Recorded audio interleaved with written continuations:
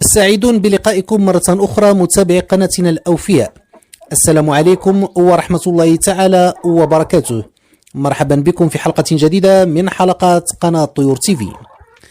الحقيقة هو أن الكثير من المربين الذين يدخلون غمار تربية الدجاج البياض يواجهون مجموعة من المشاكل، أهمها تلك المتعلقة بالأمراض والفيروسات التي تصيب قطيعهم، فيصبح المشروع بأكمله عرضة للضياع والفشل، وهذا راجع بالأساس إلى إهمال تحصين الدجاج البياض بالتلقيحات الواجبة في فترته المناسبة.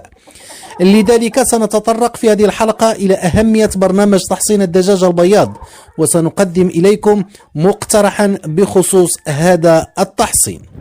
ففترة تربية الدجاج البياض تعتبر طويلة بالمقارنة مع تربية دجاج التسمين، وبرنامج اللقاح لابد من أن يغطي هذه الفترة التي قد تمتد لما بين 72 إلى 80 أسبوعا، وبالتالي لابد من رسم برنامج لقاح محكم يدخل فيه اللقاح الزيتي أي المعطل والميت، وذلك قبل بداية إنتاج البيض لضمان مناعة طويلة تجاه مجموعة من الأمراض، وأهمها مرض نيوكاسل، مرض التهاب القصبات المعدي أو ما يعرف بالبرونشيت، ومتلازمة انخفاض إنتاج البيض.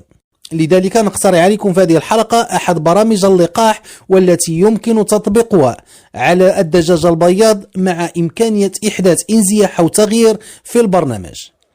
فخلال اليوم الأول يعطى للكتكوت لقاح المارك، وذلك بالحقن تحت جلد الرقبة. خلال اليوم السابع نقدم له النيوكاسل أي لقاح النيوكاسل، وذلك عن طريق قطرة بالعين. في اليوم التاسع نعطيه لقاح ضد الجمبرو في ماء الشرب بمعيار 10 لترات لكل 1000 طائر. في اليوم الخامس عشر نقدم له لقاح البرونشيت H120، وذلك في ماء الشرب بنسبة 12 لتر لكل 1000 طائر. في اليوم الثامن عشر نقدم له لقاح جمبورو في ماء الشرب بمعيار 15 لتر في لكل 1000 طائر. في اليوم 21 نقدم إليه لقاح نيوكاسل لاسوتا في ماء الشرب، وذلك بمقدار 15 لتر لكل 1000 طائر. في اليوم 35 نقدم له لقاح البرونشيت H120 في ماء الشرب بمقدار 20 لتر لكل 1000 طائر. في اليوم 38 نقدم له لقاح الجمبورو في ماء الشرب بمعيار 25 لترا لكل 1000 طائر. في اليوم 51 نقدم له نيوكاسل لاسوتا في ماء الشرب بمقدار 30 لترا لكل 1000 طائر. في اليوم 75 نقدم له لقاح البرونشيت في ماء الشرب بمقدار 35 لترا لكل 1000 طائر. في اليوم 85 نقدم له لقاح نيوكاسل لاسوتا في ماء الشرب بمقدار 40 لترا لكل 1000 طائر. في اليوم 90 نعطيه لقاح ضد الرعاش الوبائي في ماء الشرب بمقدار 40 لترا لكل 1000 طائر. وفي اليوم 115 نقدم له لقاح النيوكاسل لاسوتا في ماء الشرب بمقدار 40 لترا لكل 1000 طائر.